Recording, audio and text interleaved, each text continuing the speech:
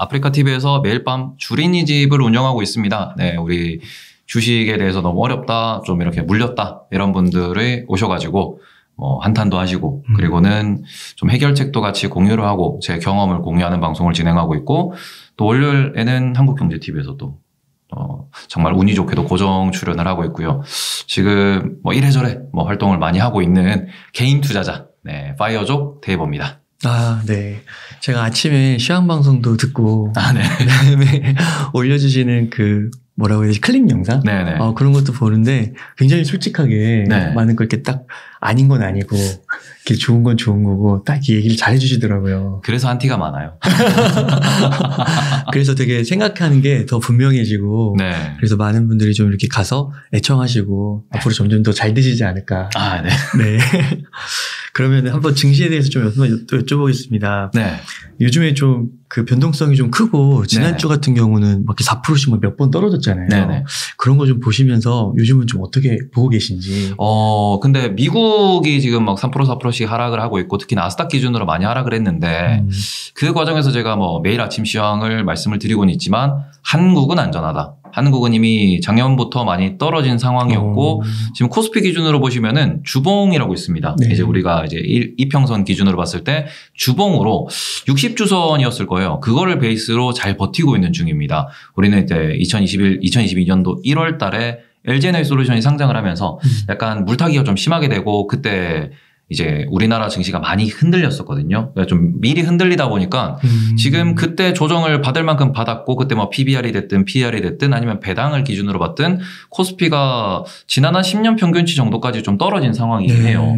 그래서 그런 상황에서 지금 우리나라를 흔들고 있는 거는 뭐 중국의 봉쇄 이슈 아니면은 러시아 관련돼 가지고 우리나라가 좀 경제 규모가 크다 보니까 러시아 관련돼 가지고 그쪽이 이제 규제를 받는 이슈 이런 것들이 좀 아직까지는 유효한 악재라고 볼 수 있겠지만 그럼에도 불구하고 수출 규모라든지 그다음에 우리나라의 제품들의 기술 수준을 놓고 봤을 때는 딱히 떨어질 이유는 없는 장기적으로 봤을 때 외국인이 됐든 개인이 됐든 기관이 됐든 매수해놨을 때 손해를 보지 않을 만한 수준의 네. 좀 레벨을 보여주다 보니까 주가가 안 빠지고 이제 떨어지면 매수가 들어오고 개인이 사고 아니면은 뭐 기관도 사고 이번에 최근 같은 경우에는 외국인도 또 사기 시작했다라는 점에서 저는 한국 시장은 바닥을 좀 많이 다져놨다라고 생각을 하고요. 그래요. 미국 같은 경우에는 좀 더 중요한 거는 여기에서 6월 달에 얼마나, 7월 달에 얼마나, 연말까지 얼마나 라는 것에 대해서 자꾸 사람들이 좀 공포심을 좀 갖고 있습니다. 실제로 연준 위원들이 작년 기준으로는 돈을 풀겠다, 뭔가 인플레이션 일시적이다 얘기를 하던 게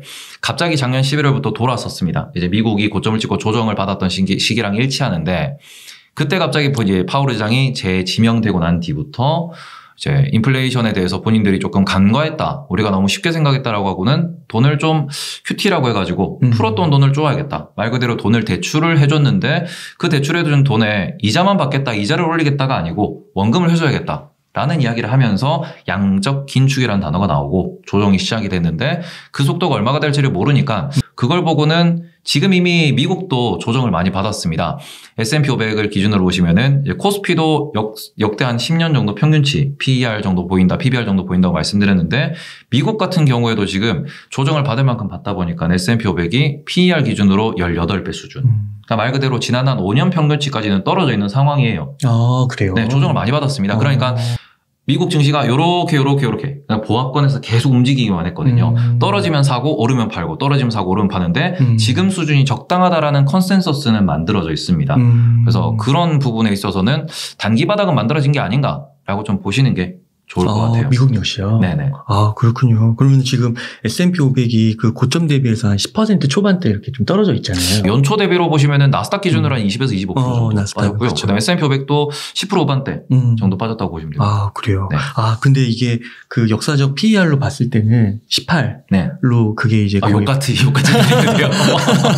네. 그래요. 죄송합니다. 네네. 그걸로 이제 거의 과거랑 크게 차이가 없는 거군요. 네네. 이게 평균치를 보시면은 2008년 리만 브러더스 사태 이후로 한 16에서 18배 정도로 이렇게 그래요? 계속 이제 올라오고 실제로 실적 성장을 보여주다 보니까 말 그대로 실적 대비 시가총액을 이야기하는 거고 지금 미국의 실적이 빠그라지지 않고 있다. 그러니까 우리가 많이들 걱정하신 부분들이 있어가지고 뭐 소비가 계속 유지가 되고 있고 그러고는 이게 뭐 인건비가 올라간다, 원자재비가 올라간다, 순이익이 안 나오면 어떡하냐 했는데 실제로 순이익이 나오고 있는. 진짜 괜찮은 네. 거예요. 그래서 어떻게 보면 EPS라고 주당 순이익 얘기를 하는데 주당 순이익이 잘 나오고 있다 보니까 1분기 실적 발표가 한 70-80% 정도 된 상황에서 대충 PER 따져보니까 18배 정도. 네. 평균치라서 걱정은 좀 많이 덜었다라고 보시는 게 좋을 것 같아요. 그럼 나스닥 같은 경우는 네. 어떻게 봐야 되는 거예요? 나스닥이 네. 지금 나스닥 같은 경우는 조금 걱정이 되는 포인트라고 말씀을 드리고 싶은 게 그래도 나스닥에 돈 못 버는 기업이 많이 좀 있다 보니까 그것 때문에 걱정을 하는 분들도 많고 특히 조정도 심하게 뚜까 맞고 있습니다. 근데 나스닥의 시총 상위 기업을 보시면은 애플, 마이크로소프트, 구글, 아마존, 테슬라, 페이스북 이런 친구들인데 이 친구들이 S&P 500에도 똑같이 들어있어요. 네. 그러니까 말 그대로 지금 4월달 기준으로 마이크로소프트와 애플이 딱 10%씩 빠졌어요. 9몇 % 빠졌더라고요. 그리고는 넷플릭스 같은 경우에는 반토막이 나긴 했는데 뭐 테슬라 같은 경우에도 좀 많이 빠지긴 했어요. 아마존 같은 경우에는 한 25% 정도 빠지긴 했지만 문제는 애플이나 마이크로소프트, 구글 같은 친구들이 위에서 잘 버텨주고 있습니다. 하락을 생각보다 많이 안 했어요. 그거 진짜 안 빠졌네요. 예. 4월 달에 지수가 나스닥 기준으로 거의 한 10몇 % 빠졌을 거예요. 네. 근데 애플이랑 마이크로소프트는 생각보다 안 빠졌습니다. 왜냐? 네.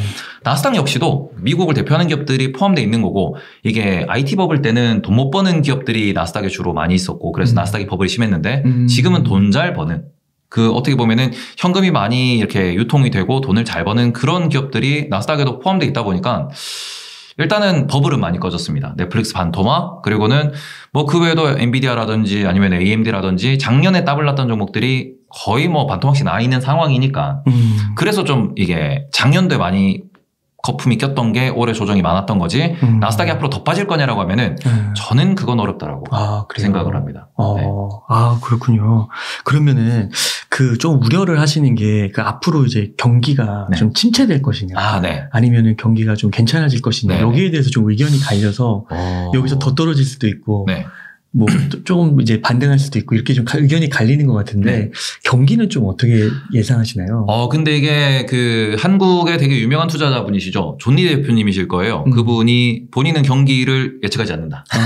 그런 얘기를 하시는데 이게 왜 그러냐 그러면은 경기라는 거는 말 그대로 경제 상황이 돌아가는 거고 이제 국가가 어떻게 보면 GDP 성장성, 소비가 어떻게 되느냐, 부채 문제가 어떻게 되느냐, 부동산은 괜찮으냐 이런 것들을 종합적으로 봐야 되고 원자재 가격에 수출 수입까지 다 봐야 되는 거다 보니까 뭐 개개인이 나는 이런 관점에서 이렇게 경기를 분석한다라고 하면은 그게 정답이 아닐 가능성이 99%죠. 어디서 뭐 전쟁이 털지 모르고 어디서 정치 상황이 어떻게 될지 모르고 갑자기 정권이 바뀔 수도 있는 거고 갑자기 뭐 중국에서 좀 한국에 대해서 불매운동 일어나면은 그것도 빠그라지는 겁니다. 그래서 그거를 예측하기보다는 우리가 어떤 지표를 봐야 되는지에 대해서 좀 더 공부를 하시는 게 좋다라고 생각을 하는데 저는 계속 말씀드리는 게 소비예요.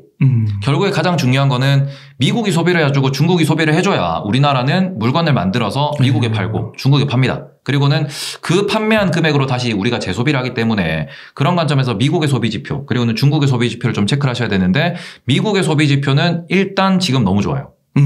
특히 미국은 소비 여력이라고 이야기를 하는데 가처분 소득이라는 말씀을 좀 많이들 하시는데 지금 보시면은 미국은 뭐 작년 재작년에 돈을 많이 풀었습니다. 그리고 그 돈을 예금으로 쌓아놓은 상황이고 그 상황에서 코로나 이전부터도 대출 규모가 상당히 좀 감소한 그런 경향을 보이고 있었기 때문에 실제로 빚 문제도 없고요. 그리고는 돈을 받은 것도 빚 갚는 데 쓰고 혹시나 모르니까 예금으로 쌓아뒀단 말이죠. 거기다가 인건비도 올라갔습니다. 미국의 소비 여력은 어떻게 보면은 지난 뭐 20세기를 통틀어도 상당히 높은 수준이다라고 경제학자들이 분석을 하고 있다 보니까 미국이 계속 소비를 해준다라고 하면은 글로벌 경제 기준은 별 문제가 없을 거예요. 왜냐하면 미국이 전 세계 최대 소비 국가고 미국은 계속 그 본인 국가 외부로 달러를 반출시키면서 전 세계의 물건을 사가지고 소비를 하는 소비의 대국입니다. 그런 관점에서는 글로벌 경제는 딱히 뭐 옐런 재무장관도 이런 얘기를 하는 거죠. 지금 우리 고용을 봐도 인건비를 봐도 그리고는 뭐 예금 상황을 놓고 보더라도 지금 미국의 경제가 무너질 리는 없다라고 얘기를 하거든요. 그냥 미국 경제는 괜찮아요. 근데 우리는 또 한 군데를 더 봐야 되는 게 중국이죠.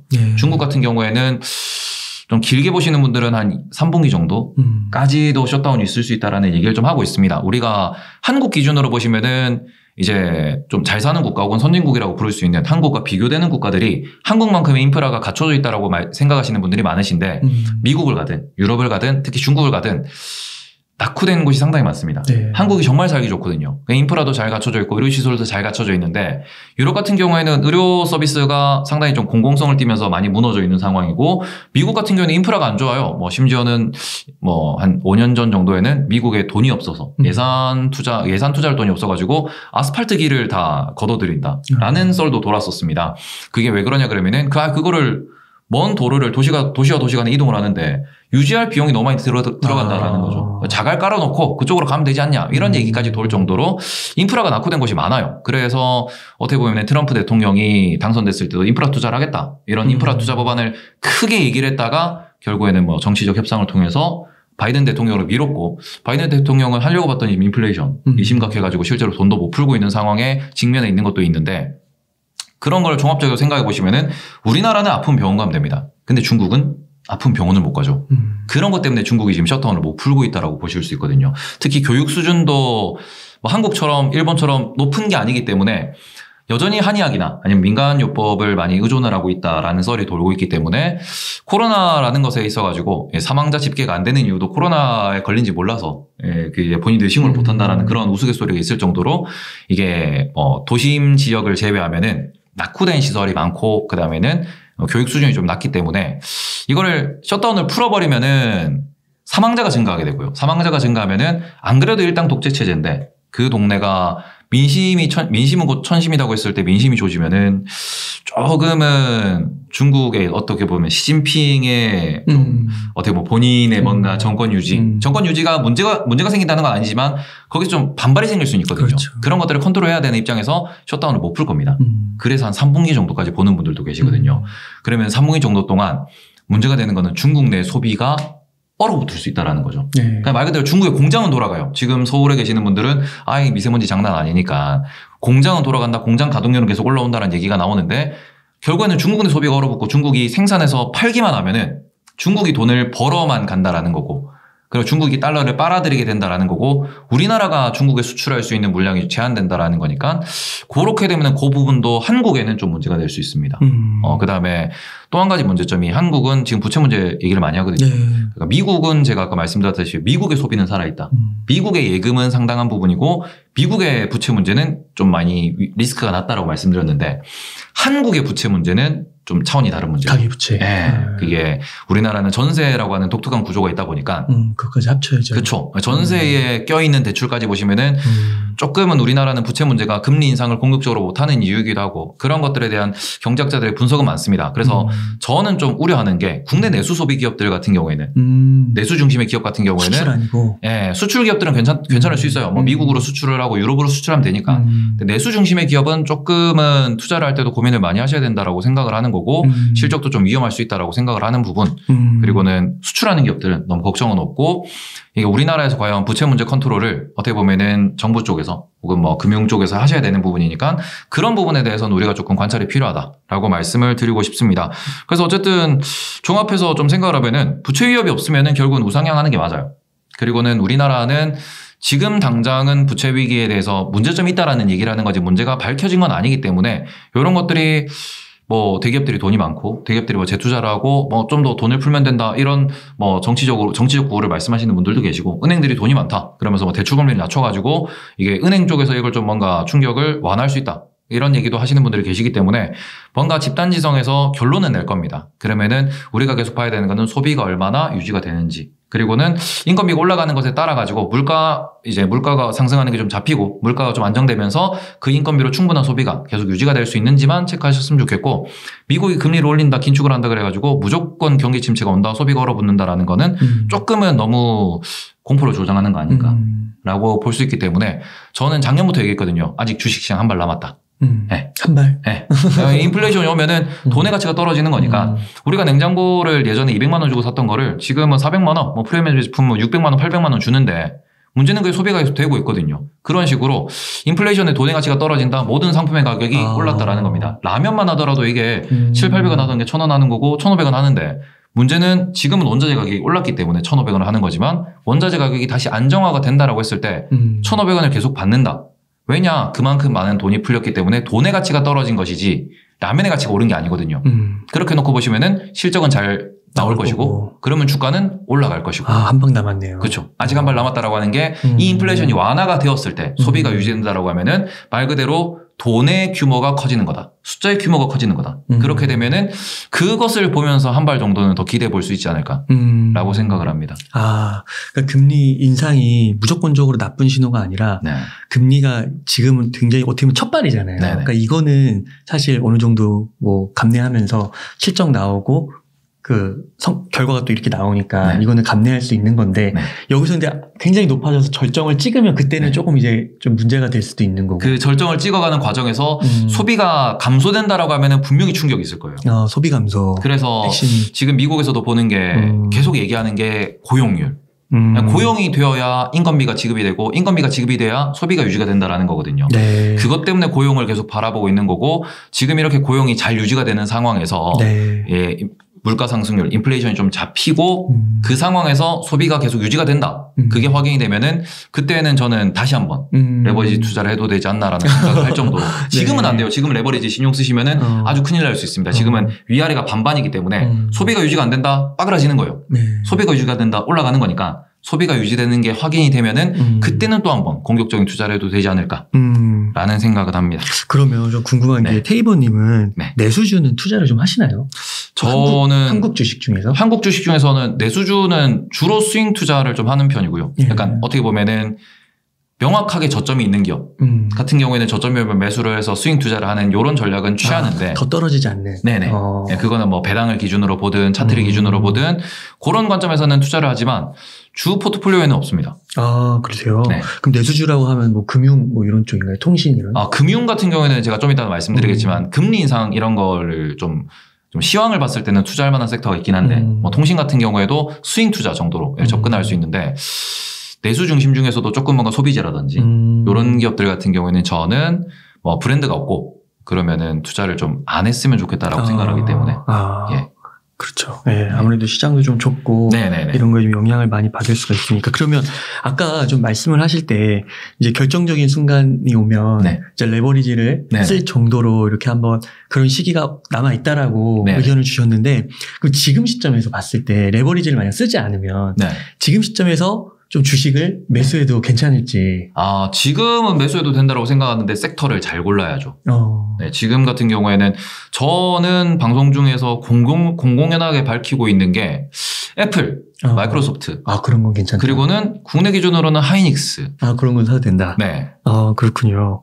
그러면은 만약에 좀 요즘에 또 ETF 투자 많이 하시잖아요. 네네네. 그러면은 이렇게 지수가 뭐 10% 중반 후반, 나스닥은 뭐 20% 초반 이렇게 떨어진 거는 네. 이때도 좀 괜찮다고 보세요?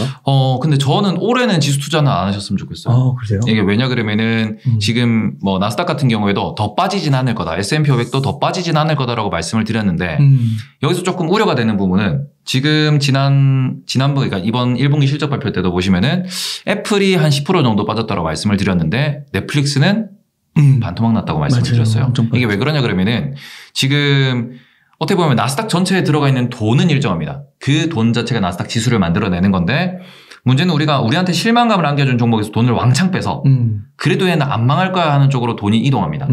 그러면 전체적으로 나스닥이라고 하는 지수, S&P 500이라고 하는 지수단에서는 돈의 총량은 별로 달라지지 않아요. 그러니까 말 그대로 지금 그 S&P 500에 속해 있는 500개의 기업, 나스닥 100에 속해 있는 100개의 기업이 버는 돈은 점점 늘어나는 건 맞아요. 근데 그 상황에서 누구는 떨어지고 누구는 올라간다라는 거죠. 그러니까 우리가 뭐 장기적으로 보시면은 지금 S&P 500을 사도 된다 아니면은 뭐 QQQ라고 하는 나스닥 ETF를 사도 되냐라고 하면은 그건 돼요. 근데 단기로 놓고 보셨을 때는 적어도 올해 수익률을 위해서는 지수보다는 정말 되는 개별 종목을 고르셔야 좀 더 좋은 투자 성과가 나지 않을까. 그러니까 지금 떨어진 거는 어떻게 보면 더 떨어질 수도 있는 거죠. 네네. 이런 그래서 좀 변동사항이니까. 네. 그러면은 이번에 애플, 마이크로소프트, 구글 같은 경우가 좀 덜 빠진 이유는 네. 그만큼 실적이 다 받쳐주기 때문인가요? 네, 이게 실적도 그렇고 컨센서스도 그렇고 어떻게 보면은 얘들은 안 망한다라고 하는 대표성을 띠는 기업들이다 보니까 안 빠진 거고 제가 빅테크 관련돼 가지고는 좀 둘로 나눠서 항상 좀 말씀을 드리는데 제가 구글이랑 그다음에 애플이랑 마이크로소프트는 언제 사셔도 괜찮다. 하지만 메타 플랫폼이랑 아마존은 조금 물음표다. 그래요. 라는 말씀을 드립니다. 왜 그러냐 그러면은 요거는 좀 논의 얘기긴 한데 네. 애플 같은 경우에는 iOS라는 플랫폼이 존재하고요. 구글 같은 경우에는 안드로이드라는 플랫폼이 존재합니다. 네. 그리고 마이크로소프트도 윈도우라는 플랫폼, 엑스박스라는 플랫폼이 존재를 해요. 근데 아마존 같은 경우는 딱히 플랫폼이 있는 건 아닙니다. 물론 AWS라고 하는 그 아마존 웹 서비스라고 하는 세계 최대 클라우드가 있다 보니까 그쪽에서 대부분의 이익을 거두고 있고 그 부분은 어플에 개발하시는 분들 같은 경우에는 한 번씩 다 사용을 할 만큼 중요한 플랫폼으로 볼 수 있어요. 하지만 아마존은 인건비가 많이 들죠. 네, 가장 문제점이 이제 인건비가 많이 든다라는 그 단점이 있기 때문에 아마존은 조금 플랫폼이 있지만 논외로 말씀을 드리는 거고 메타 플랫폼 같은 경우에는 지금 아예 본인들의 사명을 메타 플랫폼으로 바꿨습니다. 왜 그러냐 그러면은 페이스북, 인스타그램은 플랫폼이 아니에요. 플랫폼이 아니다라는 거는 우리가 iOS를 통해서만 접속할 수 있는 거고 한 단계 미치구나. 안드로이드를 통해서만 접속할 수 있는 거예요. 카카오도 마찬가지고 네이버도 마찬가지고 카카오톡을 플랫폼으로 볼 수도 있지만 이게 글로벌로 진출하기 어려운 이유는 어떻게 보면은 아주 베이스가 되는 OS는 아니다라는 거죠. 카카오톡이라는 플랫폼은 OS에 들어가야만 이게 작동할 수 있는 그런 시스템이다 보니까 그렇구나. 약간은 의리죠. 갑이 아니다. 야, 그러네요. 네. 그렇기 때문에 저는 굳이 이제 내가 테크 기업을 투자하고 싶다, 플랫폼 기업을 투자하고 싶다라고 하면은 정말 플랫폼에 갑이 되는 기업들을 투자를 하셨으면 좋겠다라고 말씀을 드리는 거거든요. 그래서 구글, 애플, 마이크로소프트 그리고는 새로이 떠오르는 플랫폼 기업이 저는 테슬라라고 생각을 해요.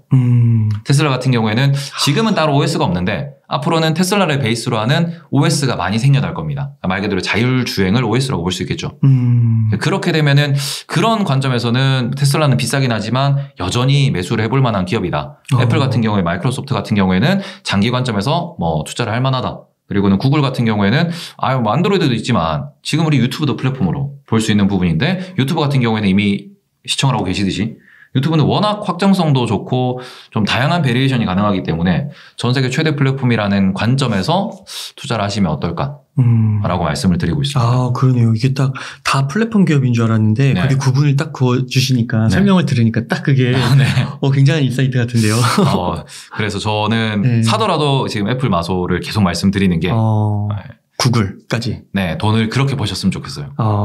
그러니까 아까 그 아마존은 좀 인건비가 많이 든다고 하셨잖아요. 네. 그 iOS, 안드로이드, 윈도우 이런 구글, 마이크로소프트, 애플 이런 거는 그 AWS의 이런 것과 비교했을 때는 인건비가 많이 안 들어가나 보네요. 아무래도 물류가 아마존이 그냥 AWS만 놓고 보시면은 당장 사야 되는 게 맞습니다.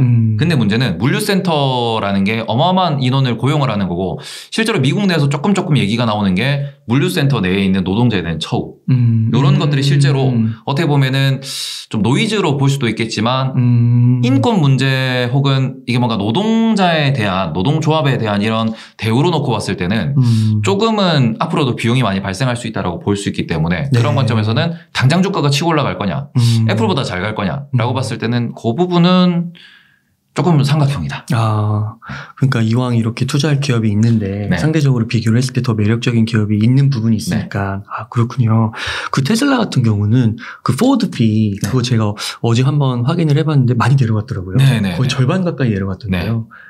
그 이때 그러면 괜찮은 건가요? 테슬라 같은 경우도? 테슬라 같은 경우에는 2차 전지 업종이랑 똑같이 생각을 하더라도 얘들은 2025년 길게는 2030년까지 성장을 할 거예요.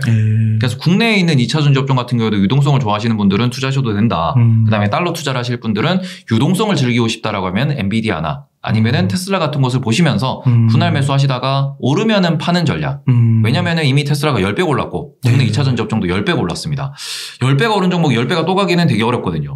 대신에 10배가 올랐음에도 불구하고 성장을 보여주고 있다라는 거고 아까 포워드 PR도 말씀해 주셨는데 지금 테슬라가 전년 대비 성장성을 보시면은 거의 그냥 2배씩 올라가요. 그러니까 실제로 뭐 물건을 차량을 판매하는 것도 그렇고 차량 가격을 또 올리고도 했고 영업이익도 엄청나게 많이 또 내다 보니까 EPS라고 부르는 부분이 매 분기 성장하는 걸 계속 보여주고 있습니다. 그러다 보니까 포워드 PR도 높게 가져갈 수 있는 거고 지금도 부담 없이 매수를 할 수 있는 거고 성장성이 전기차에만 있는 것도 아니고 자율주행이라든지 아니면은 차 안에서 즐길 수 있는 컨텐츠 그런 것도 충분히 우리가 연계할 수 있고 거기다 스타링크라는 프로젝트에다가 뉴럴링크라는 것도 있고요. 워낙 지금 하고 있는 게 워낙 많기 때문에 거기다 로봇도 공개를 했죠. 그러다 보니까 이게 일론 머스크가 어떻게 보면은 새로운 제국 세우고 있다라고 볼 수 있는 거고 그 대표성이 테슬라에 있다 보니까 큰 걱정 없이 투자할 수 있지 않나라고 생각을 합니다. 진짜 대단한 것 같아요. 테슬라. 그 애플이나 윈도우나 그리고 구글 네. 이런 기업들이 앞으로 그 텐베거 얘기를 해주셔가지고 네네. 이런 기업들도 텐베거가 가능하다고 보시나요? 텐베거는 이미 났죠.